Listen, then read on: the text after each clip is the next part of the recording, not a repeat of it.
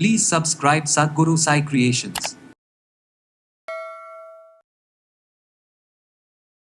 நம்ம உடல்ல இந்த நரம்பு சார்ந்து இருக்கக்கூடிய பிரச்சனைகளை எப்படி சரி செய்யலாம்? சிம்பிளாக கொடுங்க. ஒரு 1 week 10 days இதை ஃபாலோ பண்ணாலே டிஸ்க் பல்ஜ் சரியாயிடும். ஏன்னா சயாட்டிக் பெயின் இருக்குது, இடுப்பு வலி இருக்குன்னா சிம்பிளாக ஆயில் அப்ளிகேஷன் நான் சொன்ன மாதிரி. அப்போ உடலில் இருக்கக்கூடிய ஒட்டுமொத்த இன்ஃப்ளமேஷனும் குறையணும். அதில் ஸ்பெஷலாக இடுப்பு பகுதியில் இருக்கக்கூடிய வலிகளும் நமக்கு குறையணும்னா நம்ம உடலில் நரம்போ எலும்பு தசைகள் சம்மந்தப்பட்ட வலிகளை குறைக்க இது நமக்கு பயன்படுது. எது தாங்க இந்த மெடிசனை நான் எடுத்தால் நல்லா எனக்கு பேக் பெயின் குறையும் அப்படின்னு கேட்டிங்கன்னா, நிறைய பெண்களுக்கு இருக்கக்கூடிய ஒரு பிரச்சனை ஒயிட் டிஸ்சார்ஜ் இருக்கா அப்படின்னு செக் பண்ணுங்கள். பெல்விக் இன்ஃப்ளமேட்டரி டிசீசஸ் ஏதாவது இருக்கா?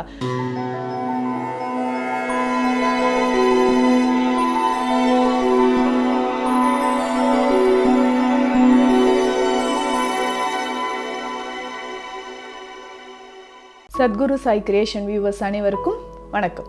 நான் டாக்டர் நித்யா, சித்தா ஃபிசிஷியன். பெரும்பாலும் ஆண்களுக்கும் பெண்களுக்கும் இந்த பிரச்சனை அதிகமாக இருக்குங்க. முதுகு வலி, லோ பேக் பெயின் அப்படின்னு சொல்கிறோம். இது ஒவ்வொரு ஏஜ்லேயுமே ஒவ்வொருத்தருக்கும் ஒரு காலகட்டத்தில் இந்த பேக் பெயின்றது வருது. டீனேஜில் இருக்கிறவங்களுக்கு வருதா? கண்டிப்பாக வருது. அதுவும் பெண்களுக்கு பார்த்தோம்னா இந்த பிஎம்எஸ் அப்படின்னு சொல்லுவோம். அந்த பீரியட்ஸ் வர்றதுக்கு ஒரு 1 week முன்னாடி ப்ரீமென்சுரல் சிம்டம்ஸ் அப்படின்னு சொல்லுவோம் இல்லைங்களா? இந்த டைமில் பீரியட்ஸ் வர்றதுக்கு ஒரு 1 week முன்னாடி இருந்தே பெயின், பேக் பெயின் சிவியராக நிறைய பேருக்கு இப்போல்லாம் ஸ்டார்ட் ஆகிடுது. அதுக்கப்புறம் பெண்கள் நிறைய பேருக்கு இந்த மெனோபாஸ் டைமில் அதிகமான பேக் பெயின் இருக்கிறத நம்ம பார்க்குறோம். ஸோ ஆண்களுக்குமே ரொம்ப நேரம் உட்கார்ந்தே இருக்கிறது, இல்லை ட்ராவல் பண்ணுறது, இதனால் இந்த பேக் பெயினோட சேர்ந்து நிறைய பேருக்கு இந்த டெயில் போன் பெயினும் இருக்குங்க. காக்சிடீனியா அப்படின்னு சொல்லுவாங்க. கீழ் முதுகு வலி அப்படின்ற ஒரு ப்ராப்ளம். பெரும்பாலும் நிறைய பேருக்கு இந்த கீழ் முதுகு வலி பிரச்சனை வந்துக்கிட்டே இருக்கும். உட்காந்துக்கிட்டே இருப்பாங்க. இந்த டெயில் போனில் கீழே ஒரு ட்ரையாங்கிள் ஷேப்பில், ஸ்பைனல் கார்டு எண்டில் கீழே ட்ரையாங்கிள் ஷேப்பில் ஒரு போன் இருக்கும். சின்னதாக ஒரு போன் இருக்குது இல்லைங்களா? இதுதான் உட்காந்துட்டே இருக்கிறதுனால நம்ம உடலோட மொத்த எடையுமே அந்த சின்ன போனில் தாங்குற மாதிரி ஆகிடுது. அப்போது அது கொஞ்ச நாளுக்கு அப்புறம் அங்கே இருக்கக்கூடிய லிகமெண்ட்ஸ், அந்த மசில்ஸ் எல்லாமே இன்ஃப்ளமேஷன் ஆகி நமக்கு என்ன ஆகுதுன்னா பெயின் சிவியராக ஆரம்பிச்சிடும். இந்த பேக் பெயின் அப்படின்னு சொல்கிறது பெரும்பாலும் நிறைய பேருக்கு டிஸ்க் பல்ஜ், இந்த லம்பார் ரீஜியனில் இருக்கக்கூடிய டிஸ்க் பல்ஜ் ஆகும்பொழுது இந்த லம்பார் ஸ்பாண்டிலோசிஸ் அப்படின்ற கண்டிஷனில் பெயின் ரொம்ப அதிகமாக இருக்கும். இதனால் நர்வ் கம்ப்ரெஷன் அடுத்த ஸ்டேஜ், அது டிஸ்க் ஹெரனியேஷன் அப்படின்னு சொல்லுவோம். டிஸ்க் பல்ஜு, அதுக்கு அடுத்த ஸ்டேஜ் டிஸ்க் ஹெரனியேஷன், அதுக்கு அடுத்ததாக நர்வ் கம்ப்ரெஷன். இது தாங்க முடியாத வலி. இடுப்பில் ஒரு கரண்ட் அடிக்கிற மாதிரி இருக்குங்க அப்படின்னு சொல்வீங்க. ஏன்னா அந்த சயாட்டிக் நர்வ் அப்படின்னு சொல்கிறது இடுப்புலேருந்து கால் பாதம் வரைக்கும் நீளமாக போகக்கூடிய ஒரு நரம்பு. ஸோ இந்த நர்வில் கம்ப்ரெஷன் ஆச்சுன்னா ஒட்டுமொத்தமாக நம்ம லோயர் லிம்ஸ்லேயே இருக்கக்கூடிய நம்மளுடைய ஆக்ஷன் எல்லாமே மாற ஆரம்பிச்சிடும். கரண்ட் அடிக்கிற மாதிரி இருக்குங்க. ஏன்னா நரம்பு சார்ந்து வரக்கூடிய வலி நம்மளால் டாலரேட் பண்ண முடியாத அளவுக்கு சிவியராக இருக்கும். அப்போ இடுப்பில் இருந்து கால் வரைக்கும் ஒரு பெயின், தாங்க முடியாத பெயின் உங்களுக்கு தெரியும். அந்த வலி நாளாக என்ன ஆகுன்னா கால்களை எடுத்து வைக்க முடியல, நடக்கும்போது ரொம்ப ப்ராப்ளமாக இருக்குது, இது எல்லாமே சொல்கிறீங்க. அப்போது நம்ம உடலில் இந்த நரம்பு சார்ந்து இருக்கக்கூடிய பிரச்சனைகளை எப்படி சரி செய்யலாம்? இந்த லோ பேக் பெயின் இருக்குது பார்த்தீங்களா? இது சரி செய்கிறதுக்கு என்னங்க செய்யலாம்னா ரொம்ப சிம்பிளுங்க.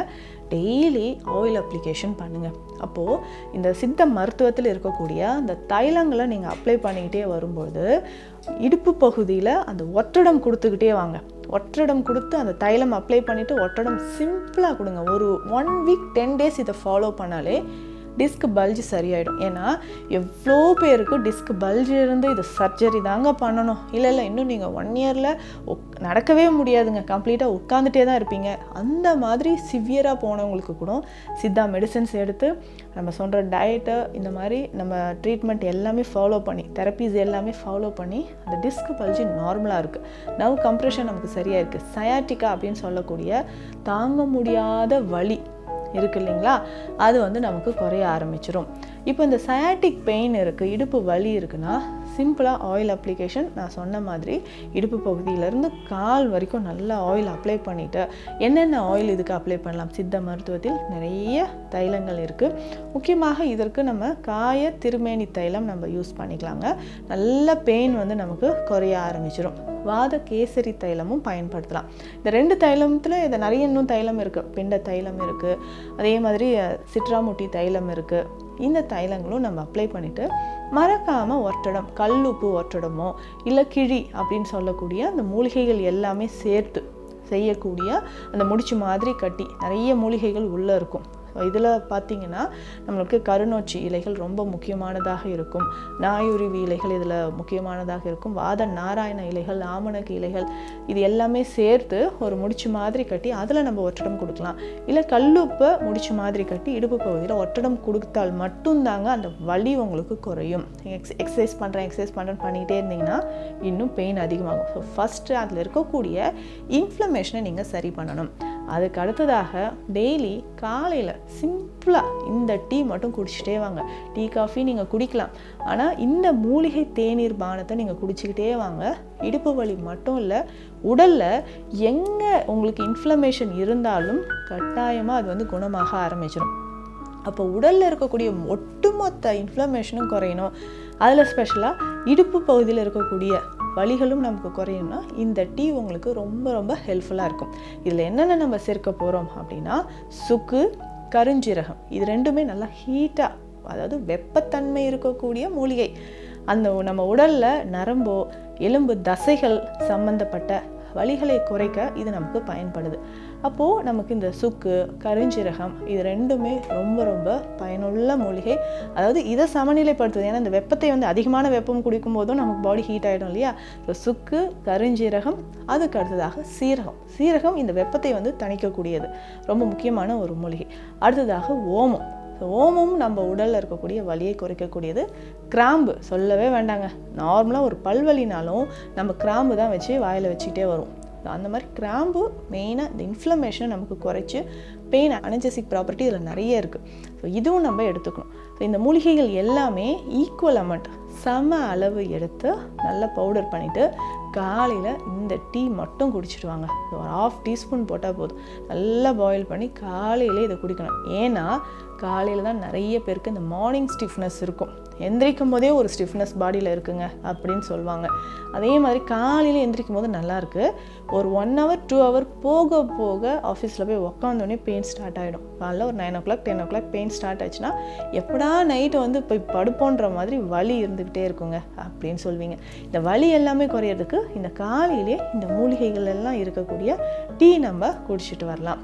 அடுத்து முக்கியமாக இதற்கான மருந்துகள் எது தாங்க இந்த மெடிசனை நான் எடுத்தால் நல்லா எனக்கு பேக் பெயின் குறையும் அப்படின்னு கேட்டிங்கன்னா சித்த மருத்துவத்தில் நிறைய மூலிகை மருந்துகள் இருக்குது. அதை நம்ம எடுத்துக்கிட்டே வரலாம். சீரகத்திலிருந்து செய்யக்கூடிய அசைச்சூரணம், அதாவது வயிறு சம்மந்தப்பட்ட பிரச்சனைக்கோ எலும்பு நரம்பு சம்மந்தப்பட்ட பிரச்சனைக்கோ நமக்கு சரியாகணும்னா அசைச்சூரணம் நீங்கள் பயன்படுத்திக்கலாம். ஸோ ரெகுலராக அசைச்சூரணம் எடுத்துக்கிட்டே வாங்க. உடலில் இருக்கக்கூடிய அந்த வலிகள் நமக்கு கட்டாயமாக மறைய ஆரம்பிச்சிடும். சரி, இதுக்கப்புறம் அசைச்சூரணம் இருக்குது. இதுக்கப்புறம் வேறு என்னென்ன மருந்துகள் எடுக்கலாம்? மரமஞ்சள். ஸோ மரம் மஞ்சள் அப்படின்னு சொல்கிறதே நமக்கு தெரியும், மஞ்சளோட ஒரு வகை தான். ஸோ கட்டையாக இது வந்து கொடி வகையை சேர்ந்தது.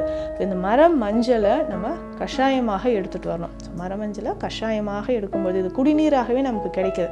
ஸோ இந்த கஷாயம் ரெகுலராக நம்ம எடுத்துகிட்டே வரும்போது பேக்கில் இருக்கக்கூடிய அந்த கம்ப்ரெஷன், நர்வ் கம்ப்ரெஷன், அந்த நர்வ் ப்ராப்ளம் எல்லாமே மறைய ஆரம்பிச்சிருங்க.